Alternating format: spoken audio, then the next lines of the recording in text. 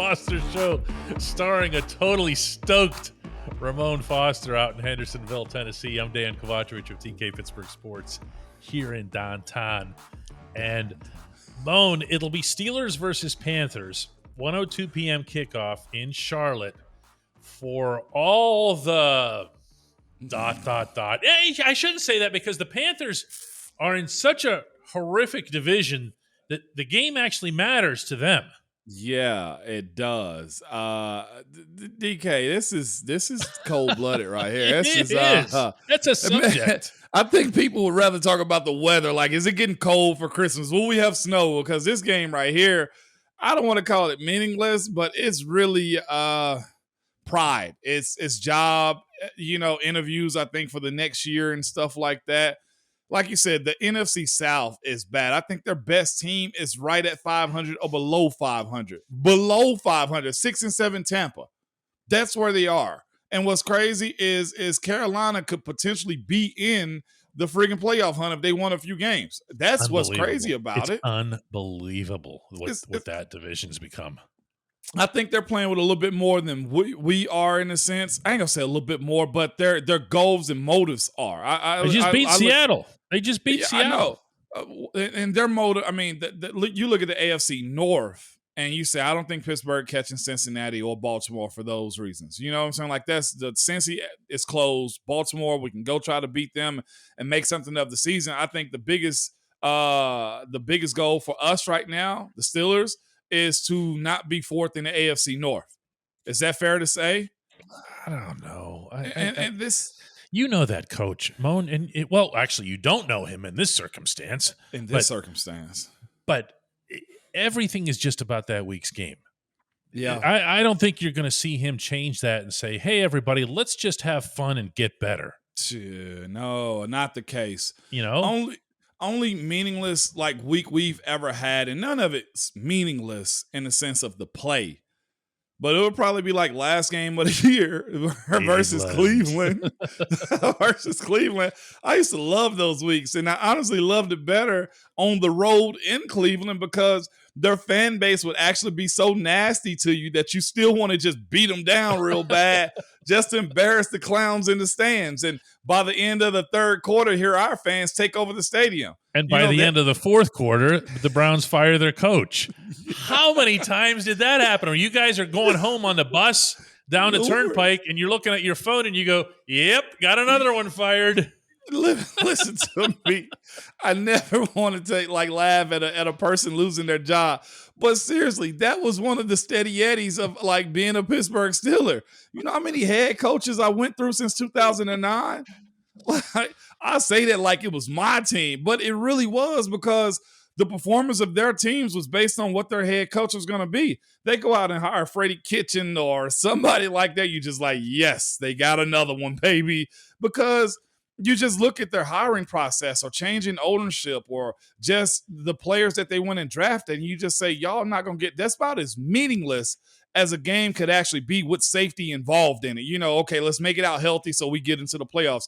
We'd be starting off those games, okay, and Ben would not be dressing, and he'd say to us, hey, y'all know what this game is. Play it the way you need to, and let's get into the playoffs. That's what it was. It's about as meaningless as it got. It's kind of a hot button subject here for a lot of fans, but the Mike Tomlin has never had a losing season thing here. Do you think the players would care about that? Do you think that would be something like, hey, let's just not have a losing season? I think older players that's been around would live in that world a little bit. Cam would. I think Chooks would. TJ. Deontay. I think he would look into that. Minka, very prideful guy. Mm-hmm. Tyson Alualu. There's a few that would look at that situation and go, not on my watch. Yeah, I was going to say, it can happen someday. I just don't want it to be me. Yeah, that's what it is. It can happen to y'all because I'm sitting back and you know what I say? Yeah, your record's losing record. That's right. I played 11 seasons in the National Football League, never had a losing record. And contributed all 11, never had a losing season. And it's looking like this group may not be able to say that, man, unless something crazy happens. They lose to Carolina this upcoming weekend. That really that put a damper on it. That's it. It's 9 losses. That's it. Yeah, and I mean, that they put have a to damper. win out. But let me ask you this: Go ahead. You're more real about it than I could be, because you've seen this thing from a multitude of different ways and years and teams and outfits. You go into the season thinking, "Hey, this could be the year that the losing season happened." You ever had that conversation sometime over the summer? Yeah, I mean, You there's did. no way you wouldn't think that, because at some point, you knew you were going to have to do something involving rookies, change of quarterbacks, and you didn't know what you were going to get in terms of health. There's also that, and there's no depth at a couple positions, including TJ's, which was the real killer on that side of the ball. Yeah. So, yeah, absolutely, it crossed my mind. I thought this season would go better than this, though. Yeah. I looked at it, though, and I really had a thought about this season. Like, what did it take for Pittsburgh to actually have a bad season like this? You had Tuitt retire, right? You had Dwayne Haskins passing. You had TJ being out. You had a bunch of just like small new starters that came into a new franchise quarterback. It's been a lot this season. Well, you're omitting the part that you played for years, which is the left side of the line. The left side, yeah. That I don't want to refer to it in the past tense, because I'm not sure that it is in the past tense, but that's taken a long time even to get just where it is, which isn't great. And what's crazy, I had a lot of hope in what that side was going to turn into, because I looked at a couple of things. There was 3 people involved in that left side of the offensive line that I thought it would push it further to the center of the table, saying, okay, we're going to play our part. Excuse me. One, you had Dan Moore, who was a starter last year going into his second year. I said, what did most coaches say? From year 1 to year 2 is your biggest leap. Yep. And we hadn't seen much of a leap. And then I also saw the left guard position between Kendrick Green and Kevin Dotson. And I said, the best man winning this job is what's going to make that left side strong. And we didn't get a whole lot up until late from that group on the left side throughout those 3 people. Heck, is Kendrick even dressing on game days now? He does not. No, you see he what doesn't I'm even saying? get a hat. Yeah. So it's weird how the season kind of shakes out a little bit, DK. Which really says something, considering that he can back up at center, but they even have J.C. Hassenauer for that. And I like JC. JC's a solid backup, which says a lot about that pick. Yeah, so it's I don't know. Yeah. It's meaningless football is what it is, but they can maybe – actually, you know what? Let's do that in the next segment. What can they do to make it meaningful? Which players should we be looking at out there over these final 4 games, all right? Okay. Let's do that. Yeah.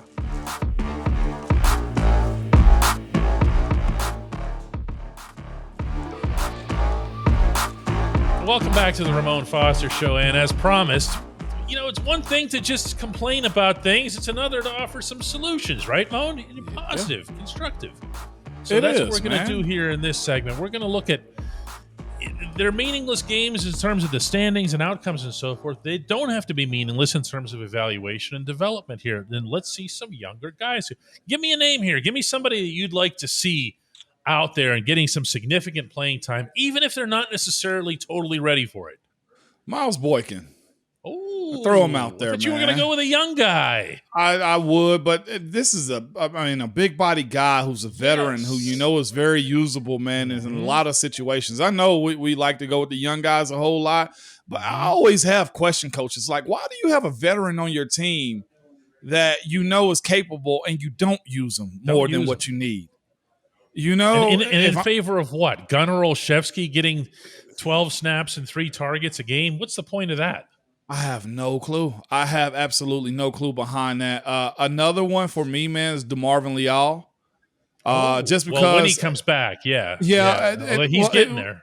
If he get there, and this is for the rest of the year in a sense. It's like, dog, we need something out of you to see what next year is going to look like.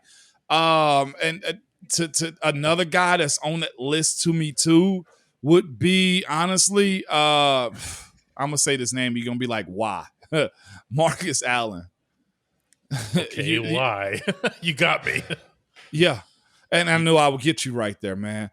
youth needs to show something, and it's more than just your social media in the sense. I saw this guy post vote for me for the Pro Bowl, and maybe a lot of people don't have any needs to be putting that out there because it's just like, dude, I don't know if there's many people know about you outside of the city as far as your play goes. And I'm thinking to myself, I know he has the want and drive and will to get the job done in those situations, but it never shows up, DK. We talk about run support a lot when it comes down to this defense. Remember, we talked about Terrell Austin and how his defense goes. Like, why aren't you on the field? Why aren't you being the dude that you want to be sparingly? Let's see that all the time because he's an athlete. He's played big-time college ball and has made a play or two. But I'm thinking to myself, why are we still at this spot anymore if we're not going to get much out of it? Yeah, I'm going to throw Mark Robinson into this pack for a couple of reasons. One, we saw what he can do in the preseason. Yes, it was just preseason and everything. But, hey, it is Carolina, right? Yes, it is. So it feels like preseason. Yeah, that's the annual trip. Right. So Mark Robinson can go out there and maybe make some plays, learn some lessons, learn some hard lessons. Is Devin Bush going to be on this football team next year? Highly unlikely. I doubt it. Highly unlikely. So let's start seeing what other options are now, especially when Miles Jack is playing through a knee issue. You've already got his snaps somewhat limited.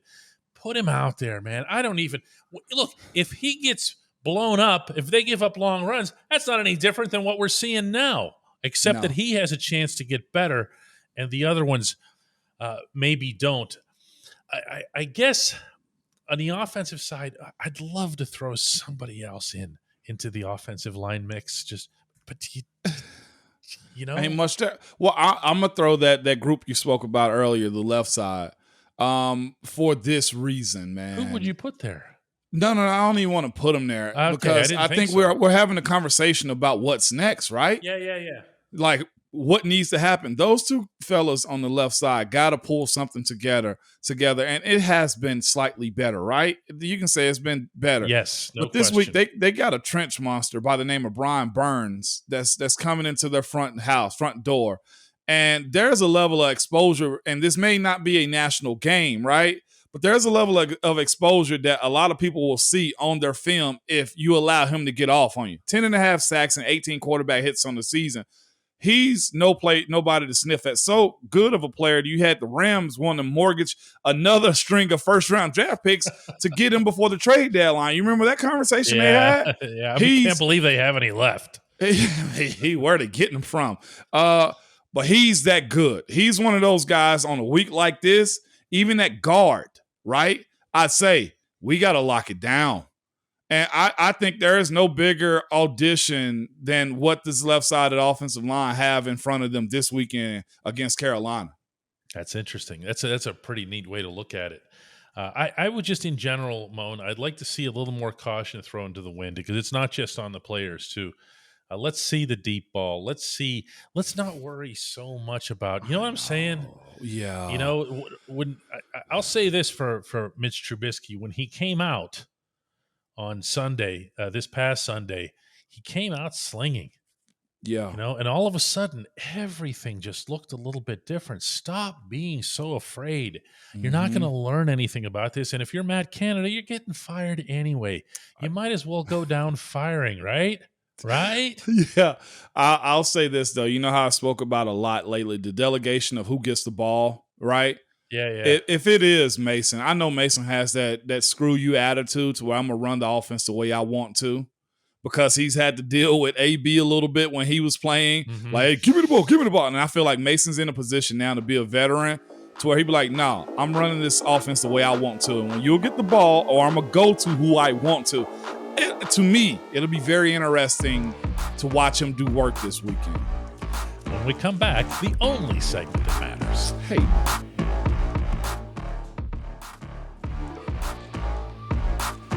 Welcome back to the Ramon Foster Show and the only segment that matters. It's brought to you by our friends at the Get-Go Cafe and Market, where 3 expert chefs fine-tune every detail so that every sub, burger, salad, wrap, drink, and app is crafted for craveability.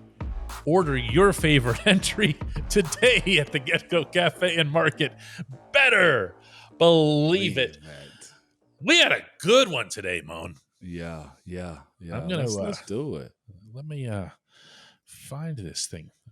Yeah, see, look at you being a superstar, just a lost it. superstar host, Oh, man. here it is. It's all Having it smooth and ready to everything, and then go. it's just like Yeah. it's just a complete That's what we disintegration before do. your very eyes.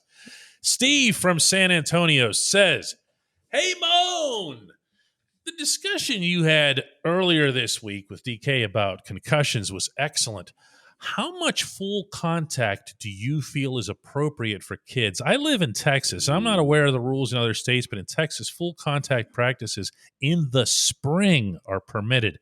And I think 12 full contact practices in all. I'm not sure this is really safe. In fact, it might be insane.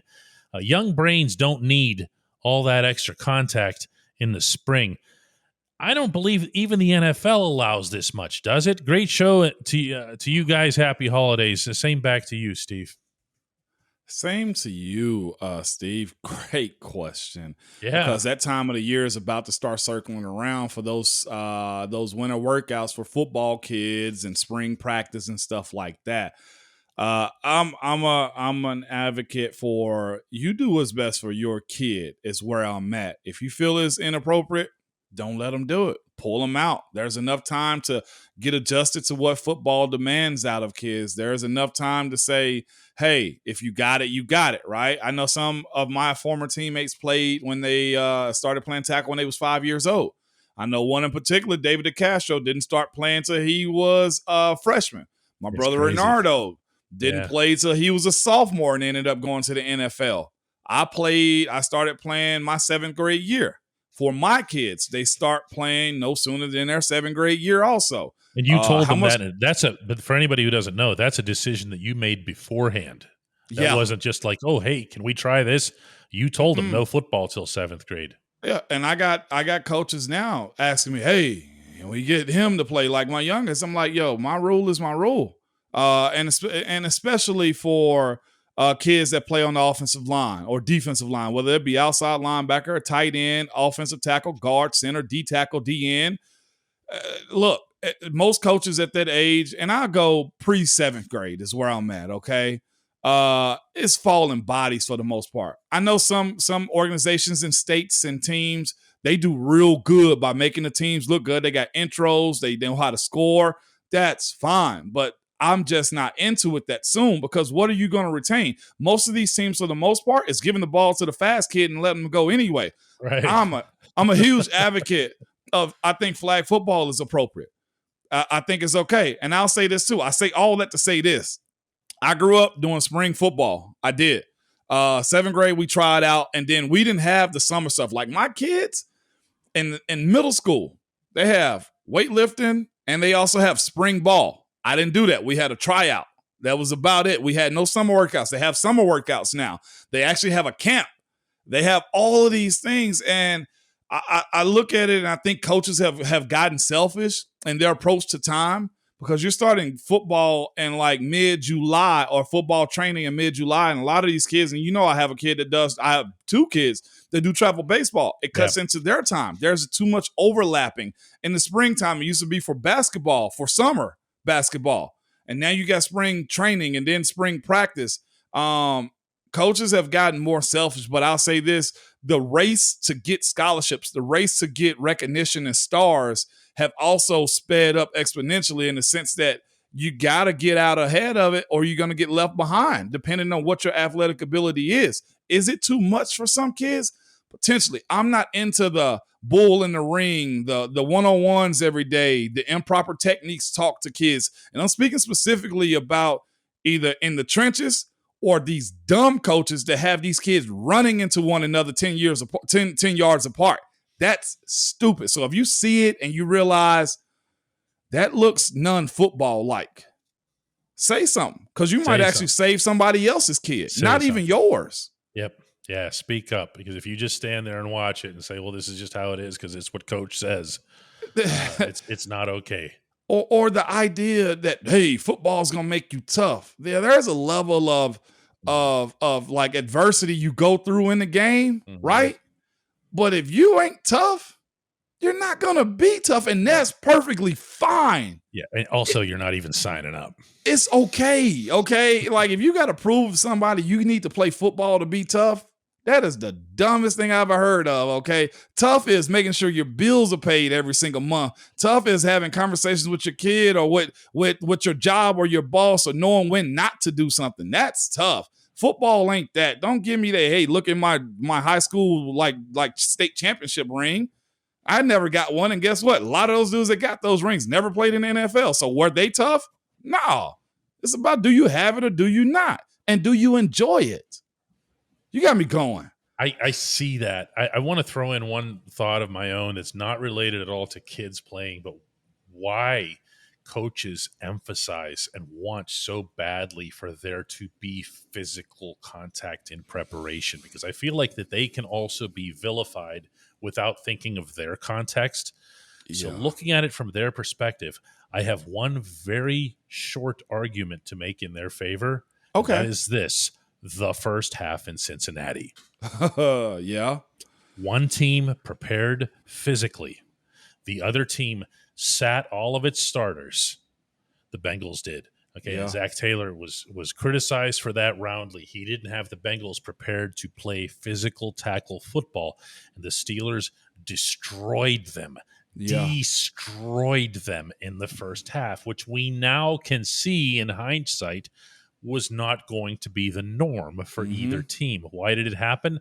Because the Bengals didn't partake in tackle football enough up to that point. So again, setting that aside, it's got nothing to do with the kids or anything like that. It's just, it is part of the game, and so is preparing for it. I'll say this real quick, and we got to do predictions, right? We do. For this weekend. I'll say this about toughness. Toughness to me isn't physical. Toughness to me isn't if you're fast enough, strong enough. Toughness to me is more mental than it is anything else. Everybody gets got in football, basketball, baseball, hockey. You've seen the best get got, right, GK? Yes. You've seen, you've watched Joe Green. We've seen James Harrison get got. I've had conversations. It was like, man, that play right there was ugly. Everybody gets got. Okay? Football don't make it tough. Toughness is, can you get got and go do it again? And there is a level of football to where you have to have the right mindset in all sports. You got to have the right mindset to endure it. I say time and time again, there were guys who were better athletes than me, but they weren't tougher mentally than me to actually survive or have a get benched or not win a starting job, to win, like that's tough to me more than almost anything else. I've seen guys lift the entire weight room. Oh, yeah, he's a tough guy. No, I blocked the heck out of this dude. He ain't tough. He just weight room strong. You know what I'm saying? I do. Let's get our predictions in all right for this week in Charlotte, North Carolina. What you got, Moan? I got the Steelers winning this one, man. Why? Because they must and they have to. This team is in such a disarray as far as as far as Carolina goes, that I think we're strong enough from a coaching standpoint to actually get the job done. This isn't a Baltimore-like week where you say they have an identity. What is the Carolina Panthers' identity? Okay, if it's Sam Darnold, yeah, you know what I'm saying. Sam Darnold playing. Okay, yeah, we should get him. I got the Steelers winning. I'd almost say they will put up points this week because they gotta let it hang out. 24-17 Steelers. Yeah, I'm not feeling as good about it, Moan. I feel like there's a lot of uncertainty on the Steelers. Actually, I was about to say the offense. It's both sides right now. In fact, you can't even trust the special teams at the moment after what happened against the Ravens. The Panthers have won 2 in a row. They've scored 53 total points in doing so. Now, granted, it was one of those was against the Broncos, but the other was against the Seahawks, who have a winning record at the moment. And it was at Seattle, which nobody really anticipated. But Moan, again, to go back to our opening segment, you can't manufacture the game being meaningful. It either is or it isn't. And the Panthers can be in first bleeping place, even though they're 5-8. So you go on the other side. I am. I just say I think Carolina's going to do just enough. Regardless of I know what you're saying, and it looked like they punted on their season when they traded Christian McCaffrey and everything else, but they're doing just fine. It's not just the last 2. They've won 3 out of the last 4, and they only lost to the Ravens in that sequence 13-3. So I don't know. I don't know. It's a tough one. It also doesn't really mean anything from the Pittsburgh perspective. So. All right, well, let's get together, Moan, and do another one there after the game in Charlotte. All right, I'm with it. I'll be here if you are. Yeah, I will.